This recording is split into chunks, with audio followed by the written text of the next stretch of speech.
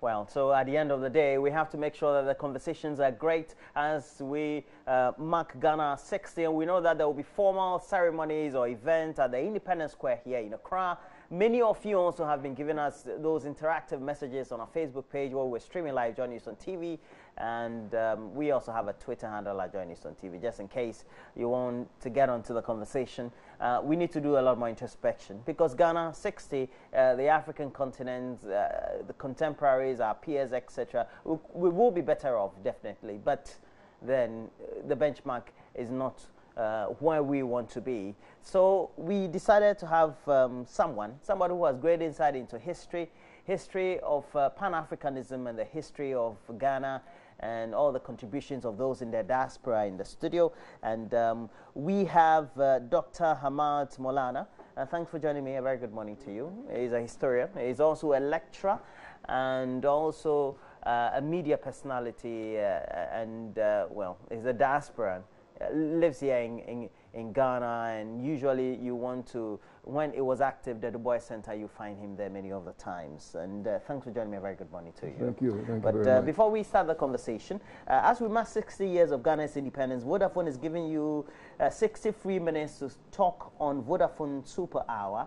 And from Independence Day till the 31st of March, call other Vodafone numbers for free from 6 a.m. to 7 a.m. each day once you get on to the Vodafone Super Hour. So you just have to call 566 to sign up from 6 a.m. and get to make free calls till the close of the next hour, 7 a.m. Super Hour just got more exciting. Just call 566 on Vodafone to enjoy. Terms and conditions apply. Vodafone, power to you. Well, we also have celebrate Ghana's 60th independence with free 60 minutes from Vodafone Super Hour, and when you do all that, you get to have a lot more progress in the usage of the network. Vodafone, power to you. And Dr. Maulana, thanks for joining me. A very good morning to you. My pleasure. Now, let's get into the perspectives about Ghana's independence. We know that it was a struggle which culminated in independence from British colonial rule, but it was something that started long way before that. Following the struggles of the blacks in America and the counterparts in the Caribbean, etc., to be free of all the shackles of slavery and the dependence on the white man, etc. How do we trace that history if we want to trace ours as a country?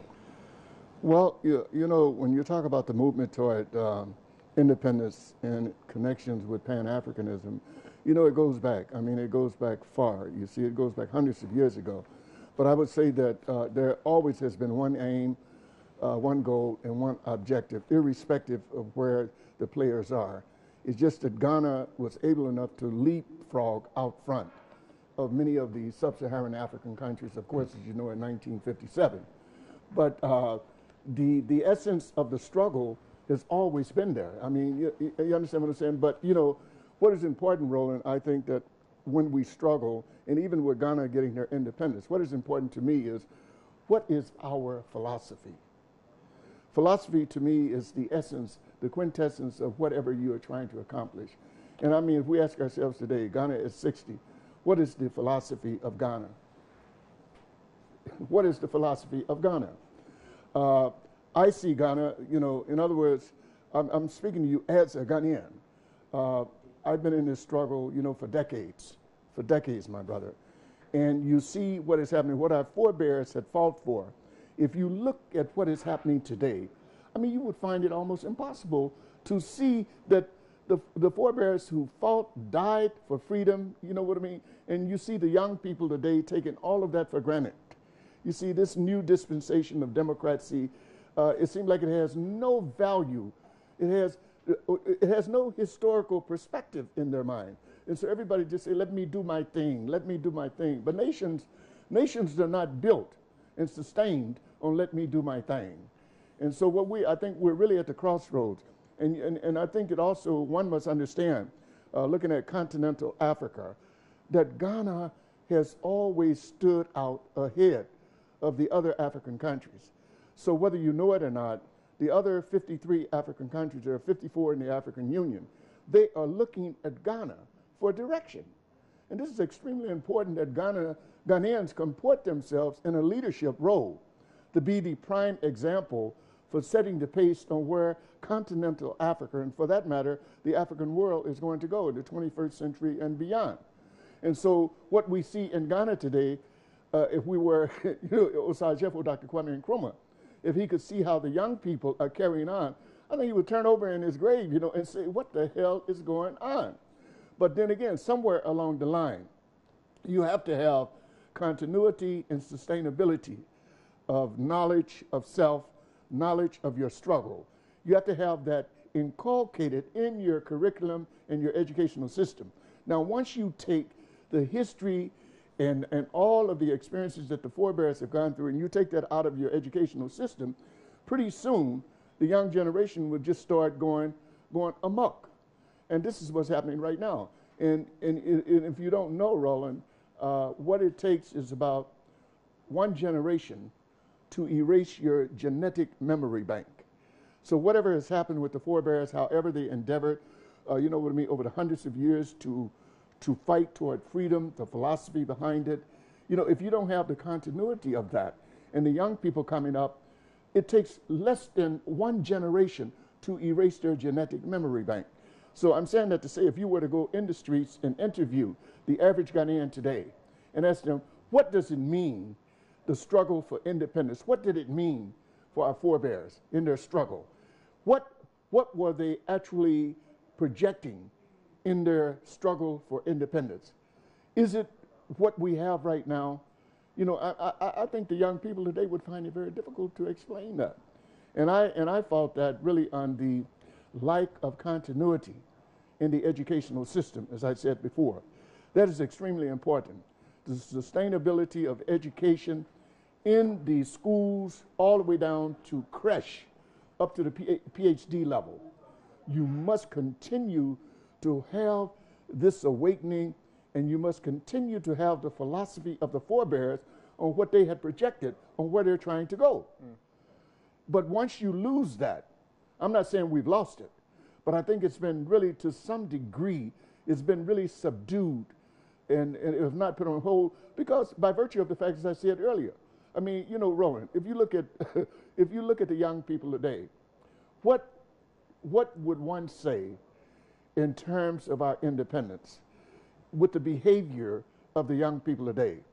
Is it reflective of the struggle that the forebears were fighting for? Is it reflective of the things that we know that we are entitled to have? Okay, but in all this, we have to put things into perspective. And let's start. Prior to independence, the forebears, our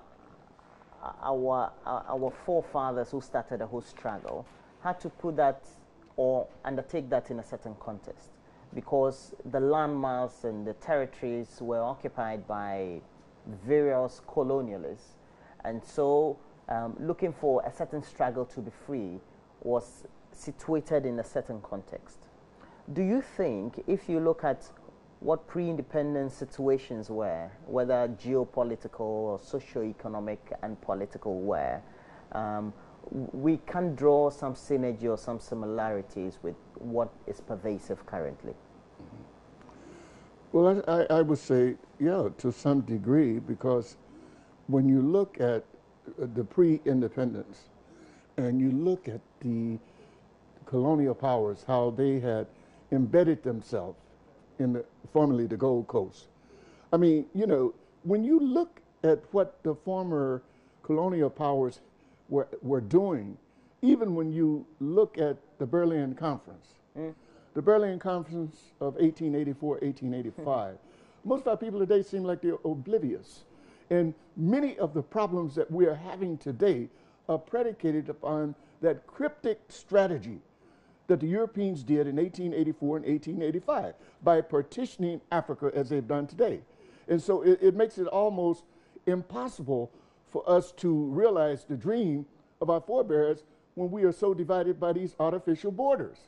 I mean, example, I don't have to tell you. I mean, you go to right there at the border on Togo In Ghana, you know, you have a Ghanaian's house, maybe the bedroom could be in Togo, the living room or sitting room could be in Ghana. But the point, yeah, but the point, and it's like that throughout Africa. And that in itself, you see what I'm saying? It was a strategy. The Europeans had a strategy. They knew if they could partition Africa, and they even said it. Cecil Rhodes said that we will rule Africa for 1,000 years. You understand what I'm saying? So when they put the Berlin Conference document in place and made it a reality, it virtually, you know what I mean, tied our hands to such a degree that heretofore, I mean, you know, in terms of our future goals and objectives on trying to move forward, virtually would be impossible because it has a tendency where we do not trust each other, sovereign states. You understand what I'm saying? And if we're talking about unity of Africa, that has to be removed. But how are you going to remove that when you have the continent so partitioned and each member is trying to claim their sovereignty? You're either a francophone, anglophone, then the one speaking Portuguese, one speaking Arabic, or Spanish, somewhere. Or Spanish now, you know, somewhere. And so I think the whole thing is, if we're going to correct this error, like you were saying earlier, let us go back and put under the magnifying glass what were the dynamics of the Europeans when they came down the coast here 500, 600 years ago. You see, those are the things you got to really go into that to know what were their aims and objectives. Because when you look at, like say for Ghana, you start the whole West African coast. I mean, if you look at the slave forts, Ghana, out of all of the slave forts that existed during the peak of the Atlantic slave trade, there was 66. The Gold Coast, Ghana, had 46 of the 66. Mathematically, that should tell you something right there, politically and mathematically. There was 66 between Senegal all the way down to Angola. The Europeans had classified that area as the slave coast. You know what I mean? Senegal all the way down to Angola. And they had slave forts built in all the different regions. But it was the Gold Coast that had 46 of the total 66 in this huge area. Now, how does one look at that? It simply means is that they had some aims and objectives for Ghana or the Gold Coast. And I don't believe that Europeans have really, I don't think they have released from their minds. They still want this area, the Gold Coast. And I think this was really a part of their strategy during the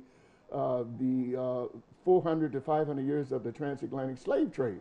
So the point that I'm trying to get across is that there are still residual effects that are affecting us today of what happened yesterday. And these have come to be impediments that are impeding our progress. So how do we get around that? Ghana at 60. I think Ghana at 60, you know, we have a lot to clap for. Ghana has come a long ways. There's no doubt about it. And as I said at the outset, the rest of Africa, if you do not know it, Africa has a perspective of Ghana as being the lead of the pack. Where Ghana goes, it influences the other African countries. So I would say that Ghana has a great amount of responsibility in terms of leadership role for the rest of continental Africa. You know what I mean? And you know, recently, if you don't know it, in the African Union, it was just nominated or elected a Ghanaian as the deputy chairperson of the African Union. Are you aware of this? Yes, I am. The Honorable Ni Kwesi Kwartey, and he is a staunch Pan-Africanist. So I expect really some dynamic changes on the African continent as a result of that. Okay, so we'll talk about the subject of unity and the whole persona of Dr. Kwame Nkrumah, who perhaps is the centerpiece of Ghana's independence struggle. But we have correspondents all across the capital and various regions to tell us what the mood is, or the situation or the atmosphere in the various capitals of the various regions. But in Accra, the Independence Square is Maxwell Agbagba. Remember, he put together that great documentary about Ghana's progress 60 years on, and we brought you that documentary. But currently,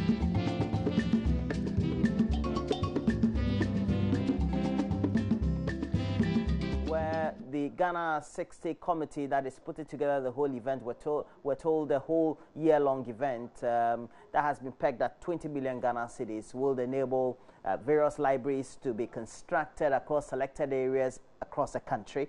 There was also going to be a mausoleum, a monument or a museum of a sort of former heads of state, etc., etc. But talking about former heads of state, that is where we know that one central figure who is at the Ghana independence story is always Osajefo Dr. Kwame Nkrumah. At the turn of the century, the last century, there was a poll on the BBC, and he was said to have polled the highest as the most influential African of the century. But do we celebrate him enough in our country? But for those who also helped or complemented his role in the independence struggle, do we celebrate them enough? And that is why we have our own historian, a Pan-Africanist, a lecturer, and we also have him here, Dr. Hamet Maulana, helping us do the discussions.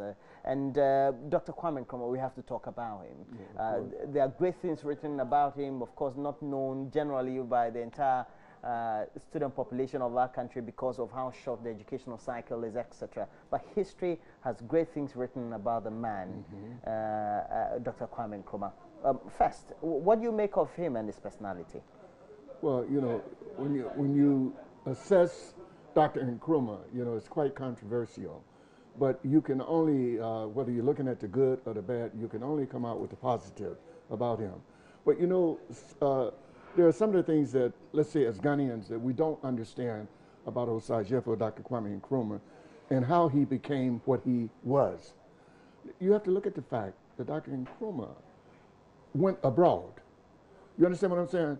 And see, when you go abroad, especially going to the United States of America, see, it's something that we have a tendency here to overlook, that he was groomed.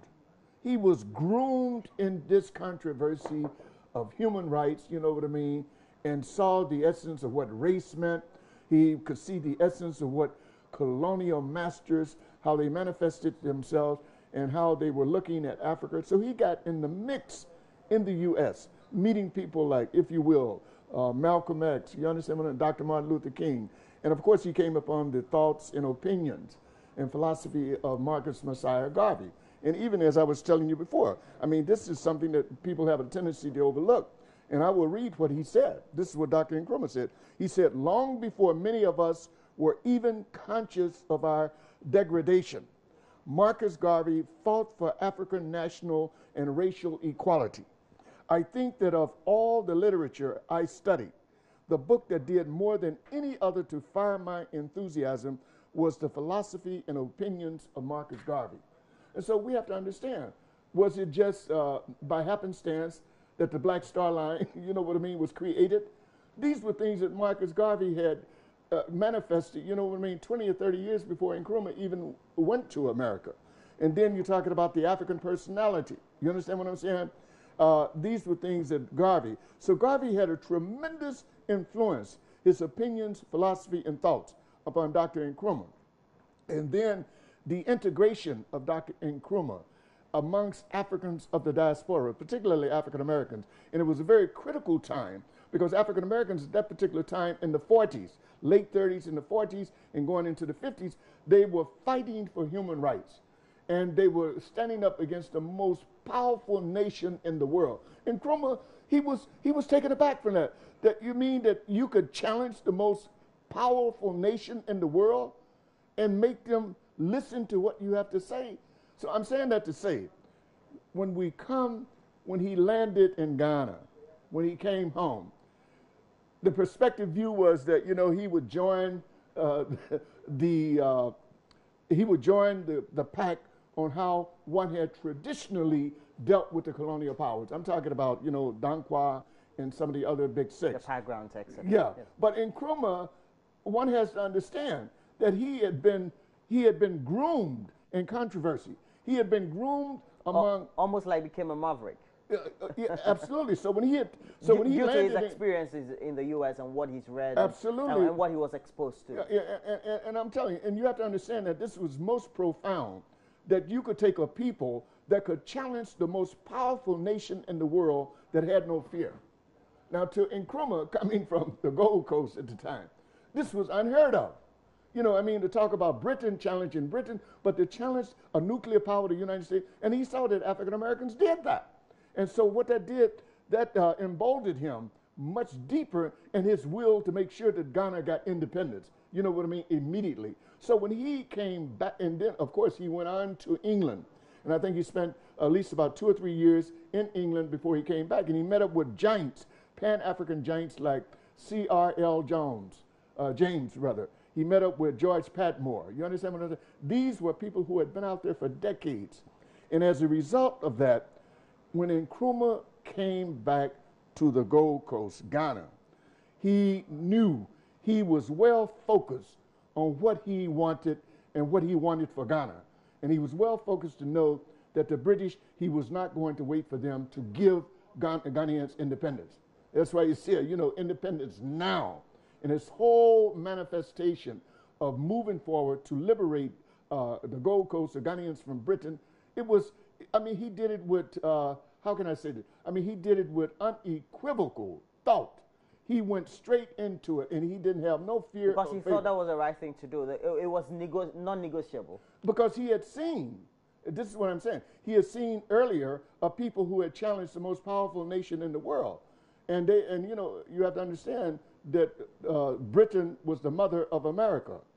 And if he saw Africans in America that could challenge America as they did and make America listen, why can't you challenge Britain? And so when he came back, and then the Ghanaians on the ground here, you understand what the traditional way of doing things, they couldn't understand this. They could not understand this. But so this is where you look at Nkrumah, and you have to assess him that he stands way out in front of the pack, you understand, of the regulars. And it was predicated upon the experiences that he had received while he had traveled abroad in America and in England. So he was well groomed. He had a vision. He knew exactly who he was and where he was going when he came back to Ghana. Well, so we have to put all those into perspective. And next we'll be talking about...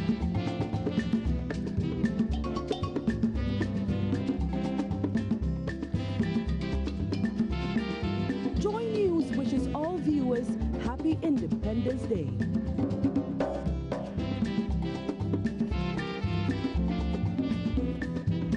Talking about Kwame Nkrumah, there are.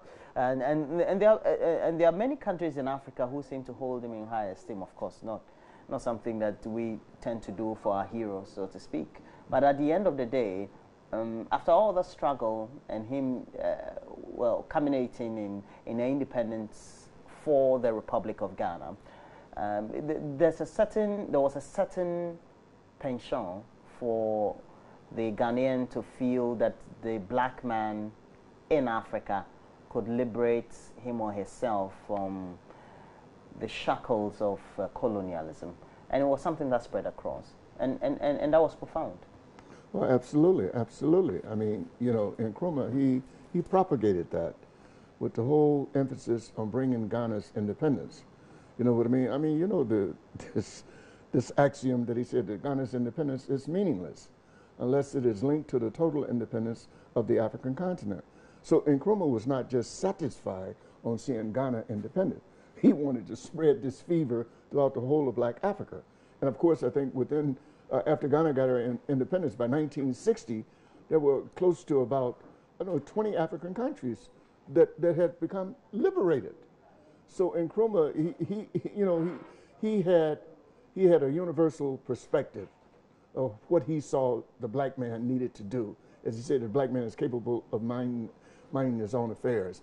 And that is to say that he wanted to see Africans wake up all over the continent. You have to realize also, Roland, that the colonial powers had an agenda of superiority, was to relegate the African to a status of total ignorance. I mean, in the Congo, with Leopold. It's quite obvious. And so you had a situation at the time that Ghana got her independence where many Africans believed that the white man was God, that he was invincible, that he was not, he was not human. And so what do you do when you got this kind of mindset with African people believing? And of course, the colonials had manifested that type character and manifested that type policy to make their subjects feel that they were gods and they were beyond reproach, that you could not even reach them. So what do you do with a people that are in ignorance as such, believing that the white man is God? And Nkrumah had to establish a policy to break that myth. You know what I mean? And that is to say that the black man is capable of minding his own affairs. And he had to use as a yardstick of measurement Ghana. And that was extremely important for us to understand, that he was using Ghana as the model, that if Ghana worked, it could be a beacon of hope for all of the African countries. And this is exactly where he was going. And of course, and as he say, imperialist or colonial powers, they saw that. And this was considered to be, dangerous, because they still wanted to hold on to their mineral wealth in many of these African countries. But what I can say about Nkrumah was simply this. He has such a profound awakening that his perspective of independence was not domesticated. You know what I mean? He was talking about the whole continent of Africa, and he was talking about the global African world. Nkrumah's philosophy and thoughts went beyond the African continent. Are you aware of this? Nkrumah woke up Africans in the diaspora and put them on a path, you know what I mean, to say that, your citizenship is meaningless in these countries if you don't have land of your own. You have to have land of your own. If you don't have control of yourself. Yeah, you have to have land of your own and control it. And so this particular perspective view began to permeate the minds of many Africans in the diaspora, that they needed land to develop for independence. That came from Ghana. And Nkrumah was pushing all of these particular philosophies. So Nkrumah, when you really assess him, his philosophy was way beyond Ghana. As he said, Ghana's independence is meaningless unless it's linked with the total independence of the African continent. Now, that says it in itself. Does it not? It says it in itself, that if Ghana's independence is meaningless unless it's linked to the total independence of the African continent. It meant that Ghana, sitting alone as an island, got her independence, but she would be subjected to all of the European countries, that they could finish Ghana within a matter of seconds. But would you say that for many other countries that, of course, like Ghana, that follow suit to gain independence, were they prepared for the exigencies of the times post the leaving of the colonialists, so to speak, looking at how they've performed from the time of their independence till now? Well, I'm not getting your point. Okay. Would you say, looking at the perspective of the history of Ghana and the rest of the countries that gained independence at the time that we did and following after, that they were ready to confront the challenges that their countries would face when the colonialists left? Roland, that's a very good question, because history, I think, it proves itself that many of the African countries were not prepared. And you see, there was something very, very fundamental, and I just said it a moment ago, I think. Even though the countries got their independence, it was more political. You understand what I'm saying? They did not get the independence economical. And so coming back to what you and I were talking about earlier, the Berlin Conference, do we not understand, and many of our people do not understand today on the African continent, that much of the confusion, much of the disunity that we have is predicated upon these artificial borders. And so, to answer your question, following Ghana's independence, the other countries that followed, they got their independence, but then again, how would they toe the line? In other words, economically, when most of the infrastructure that they had in their country was attached to the colonial mother country back in Europe. Look what France did to Guinea.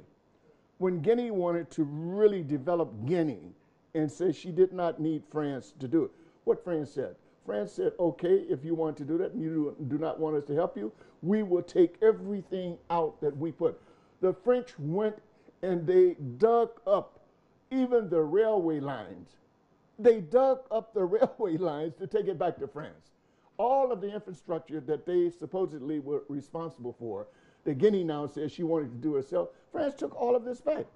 So to answer your question, I would say that, you know, everything comes in a gradual state.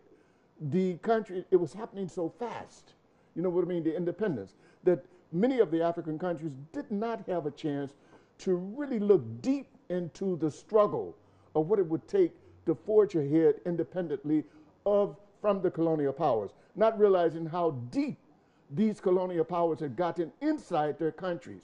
And they were deep. Language. Yep. Language, for example, you know what I mean? The colonial powers had embedded their language in there. And as I said a moment ago, the Berlin Conference, you know what I mean? Artificial borders. And then you had, there was a paradigm shift in our state of being, in our livelihood, in our market economy. The market economy that we had before these people came here, you know what I mean? They destroyed that. And they linked us to their economy. So therefore, when we got independence, everything that we would need to forge ahead. And since then, we've been struggling all this while. The democracy that we say we were or are adopting from the north, from the west, we still haven't been able to consolidate. Our own people have been more like a disincentive to the growth of their own countries, would you need to say? Yeah, well, I mean, I can't say that that is not the case. I mean, you know, it's been a serious... You just have to go to the countries that have civil wars and the various conflict-ridden countries on the continent to get to know that the black man and the African himself or herself is an inimical species to his own people.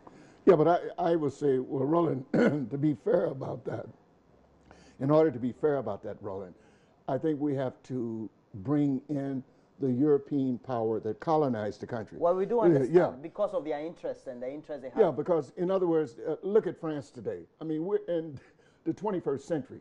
France still has not accepted the principle to let go of its colonies. Yes. You understand what I'm saying? So even though still has great influence. Yeah, absolutely. And causing coups d'etats, you understand what I'm saying? Disrupting the governments, causing the fall of their currency. These are things that Africans were not sophisticated enough to understand about the European and how he was dealing. And so many of the problems that we're having today on the African continent are coming as a result of not understanding the dynamics of how European nations deal and not understanding that they never did accept the principle of giving independence, if you will, to these African countries. Because remember, Europe herself, you know, when you talk about natural resources, look at Britain. What natural resources does Britain have? You know what I mean? Everything that Britain, they say the sun never set on the British Empire. All of the resources that Britain supposedly have, they were located in all these countries around the world. So when she started losing her colonies, Britain began to shrink quickly. And of course, you know that European countries are aware of that. If they're going to give, if they have to let go of African countries that's considered to be rich in mineral resources, etc., they will find a way in what they have done to still link themselves to that. And that's why I say Africans fail. They did not know the dynamics of how European, and even today, and I must say even as we talk today, Africans do not understand the dynamics of how Europeans think. Okay. They think the Europeans think like Africans. And I would tell you in my experience, there's a distinct difference between how the African think and the European think. But for all the thinking that we have about Pan-Africanism and how perhaps the incursions have been made by the European and the European powers, etc., we have countries in Africa today that really have not only, have perhaps been less dominated by the Europeans, unlike how they've been dominated by the Arabs and the Middle Easterns and the Asians, etc. And so you find a certain vicious cycle of what was existing pre-independence period for many African countries being a perpetuation and the massive corruption of their natural resources into other countries, leading to great flight and poverty. Well, Roland, I think no one in their right mind could argue against that. That what you're saying in essence, since independence, many African countries have made a mess in terms of governance, and development. I mean, if we look at the situation just recently, but we will get to, if you look at the situation recently in the Gambia, with Yahya Jammeh, you understand what I'm saying? I mean, it said that he would rule the Gambia for 1,000 years. You understand what I'm saying? He's an African himself. He's oppressing his own people. Yes, but I think we need to put this in its proper perspective. You're saying that he's being influenced by the white man? No, I wouldn't say, European. no, I can't say that his day-to-day behavior is being influenced. I don't think we're on there, yeah. We are. No, what they're showing We there. are. Yeah. What I'm saying, I don't think that we can assert that the Africans' day-to-day behavior is being influenced by the European per se. Now, but what you have to understand, look at this. Ghana is an exporter of gold, but yet, you understand what I'm saying? You take the city outside of Ghana, it is worthless. Okay, so we're bringing to you live pictures from the Independence Square in Accra, where the march past, or the route march for the various security services has started in earnest. It's the main ceremony to mark 60 years of Ghana's independence. And for many of you who want to have a better perspective as to what the main ceremonies are, you just have to tune into local TV. The best will be on this channel, the Joy News channel, and on the AM show we're bringing to you a perspective from the Independence Square. Maxwell Agbagba on ground, Latif Idris also following the president and giving to us what really the itinerary of the presidential team is and what they intend to do to mark the day fully. But you can get interactive on Facebook, Join Us on TV. It's where we're streaming live.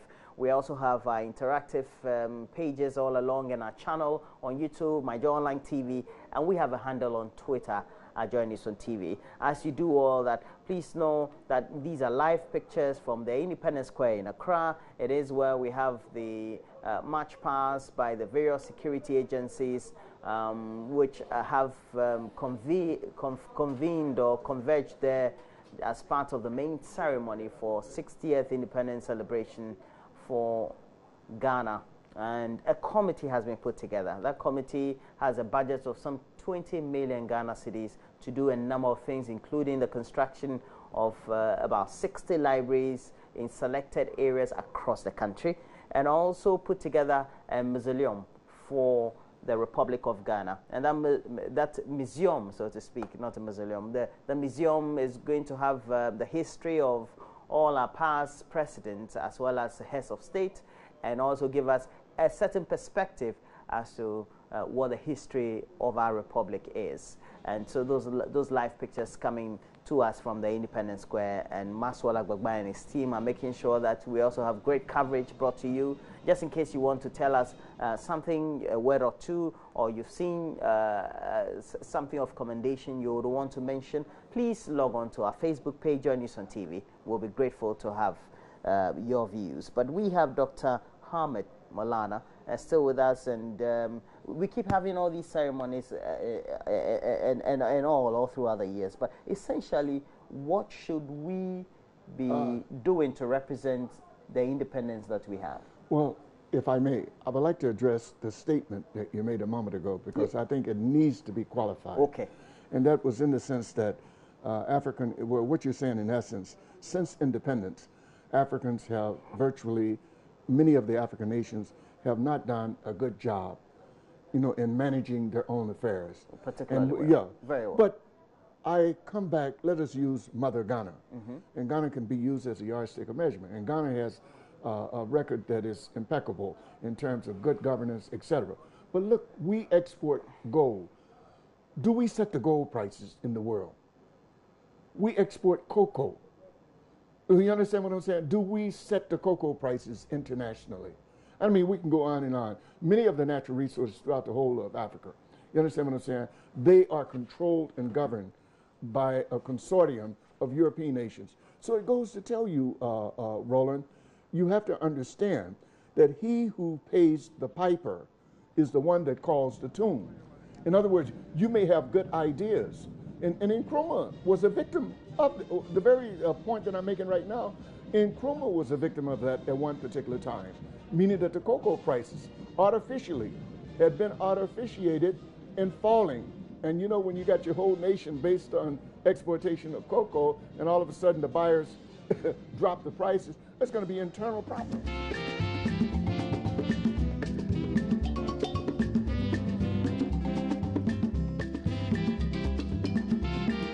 Hamet Maulana is still with me. And if we want to put a better perspective on the way we mark independence, how memorable can it be?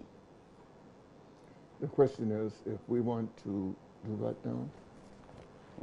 Yes, in terms of if we want to make it memorable. For example, this year, we want to build a cathedral to make it interdenominational and do something more representative to signify 60 years of independence. How representative can it be if we want to put together an independence anniversary event, so to speak? Well, you know, I tell you, Roland, my perspective view of that is that you need to address the most important issues that affect the youth in this nation, and it is education. I think that money should be put into the educational system to revamp it. I think that would be a memorable and a sustainable, effective thing for Ghana at 60, that we're going to make a paradigm shift to say in the next 15 years, since we have oil, we want to have 15,000 petroleum engineers. You know, we're going to meet that goal to get that number. In the next 10 to 15 years, we want to bring the Ghana educational system up to par, where every Ghanaian child would know the history, the true history of this nation. You understand what I'm saying? And would have a perspective view of how to go out and integrate him or herself into the world. These are things that are lacking. You look at our children today, they're meek. You know, it's like they can't even go out into the world. And everyone, it seems like the outlet that we have today is to go into football academy, the mentor program. Everybody can't go there. Education. If we're going to have a memorable thing for Ghana at 60, I think we should have a paradigm shift of the revamping of our educational system. And it should become more African-centered. African-centered. No nation. You know, what do you say? The creativity of the human mind is linked to the knowledge of oneself. Creativity of the human mind is linked to the knowledge of oneself. And we find our children today, even though they have their certificate, they have no creativity of the mind. Only thing is cut and paste, cut and paste, cut and paste. Can create nothing. And I'm telling you, creativity of the mind is linked to the knowledge of self. And if we don't address and correct that deficit, I think what we're going to do is continue to be going around in circles. We would have Ghana at 70. You'll be asking the same question. Ghana at 80. So we have to have a paradigm shift in our educational system. It must become much more African-centered. In other words, the best way that I can tell you that we should institute an educational format is the Ghananization of education. The Ghananization of Ghanaians' mind, body, spirit, and soul. And I'm not trying to be facetious on that. China did the same thing, Chinanization. And China was in a very low position internationally going back about 50 years ago until they revamped their educational system, their cultural system, and they instituted a program called the Chinanization of the Chinese mind, body, spirit, and soul. We need to have the Ghananization of the Ghanaians' mind, body, spirit, and soul. What good is it for us to be dealing with trying to address international issues when we have our home base is very thin from an educational point of view? That we have our youth that don't know their left from their right. You understand what I'm saying? And it's really an indictment. When you go amongst the youth and you ask them what does he want to be or what does she wants to be, and they tell you that I would like to go to football academy. I would like to go to the mentorship program.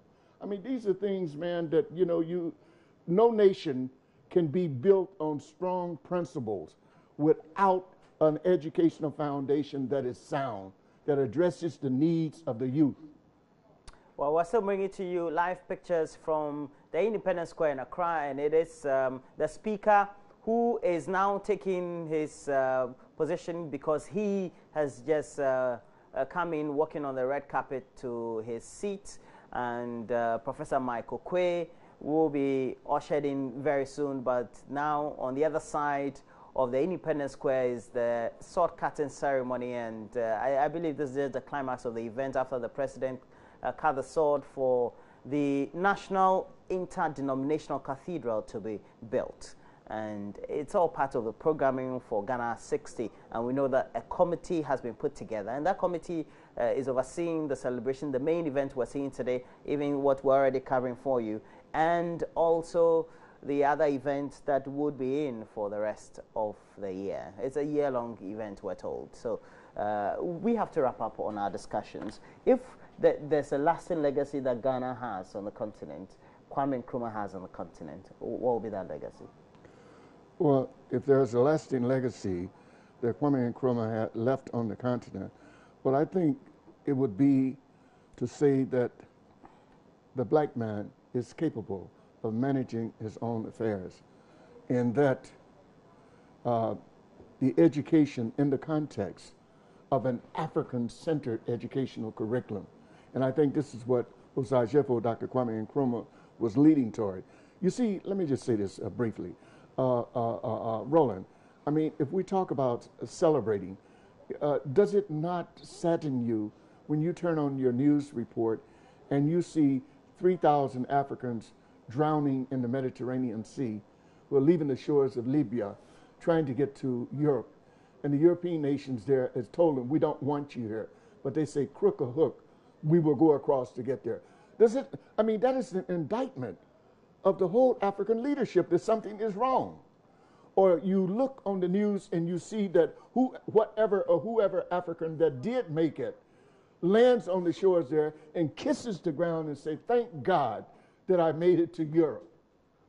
Look, these are things, man, we should not take lightly. We got problems at home. And the problems that we have at home is, I think, is a matter of derelict and neglect, that we have put our priorities in the wrong place. And as I said before to you, if it's a legacy that I believe should be credited to Dr. Nkrumah, he put all of his apples into education. I mean, look what he did, education. I mean, look at the number of schools within a short period of time that this man created in Ghana. Look, the northern region. I mean, I was up at I did the 100th anniversary with Samia Nkrumah in 2010. You understand what I'm saying? I was shocked to know that the people considered this man to be God up there, because they said, why? He brought us education where nobody else has ever thought about us. So if I were to champion the legacy of Nkrumah's ideals and philosophy, I would say that the black man is capable of minding his own affairs, but predicated upon an African-centered educational foundational base. And that's what Nkrumah came to do, and he was on the road to doing it. And if he had succeeded, I would tell you, my brother, we would not be here today pondering the thought of what is the way forward. We would be a beacon of hope for the whole of Africa and the global African community. But as it stands right now, you know, it's just like we don't know exactly what tomorrow is going to bring. And another thing, we have lost confidence in ourselves. We feel that we cannot go forward unless we bring a European expatriate in to tell us what to do. And when we got qualified people here, Ghanaians and Africans in general, that are capable of doing technical work, but because of that colonial education, yes, that we feel, in other words, we don't have confidence in self.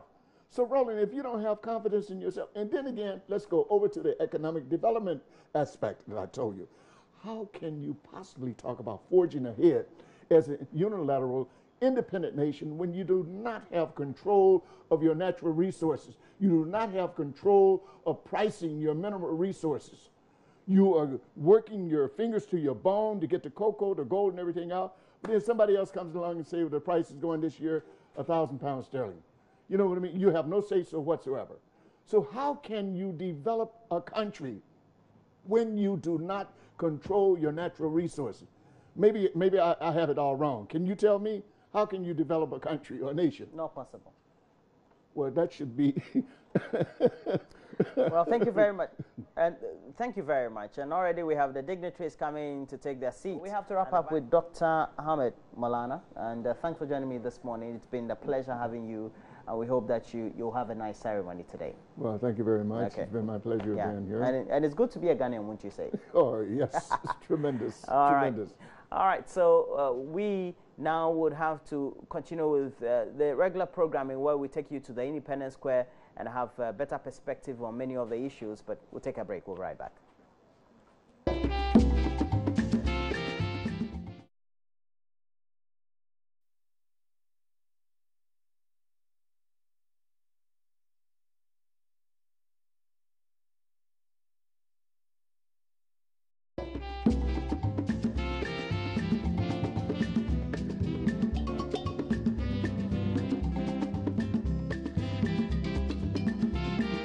Joy News wishes all viewers happy Independence Day.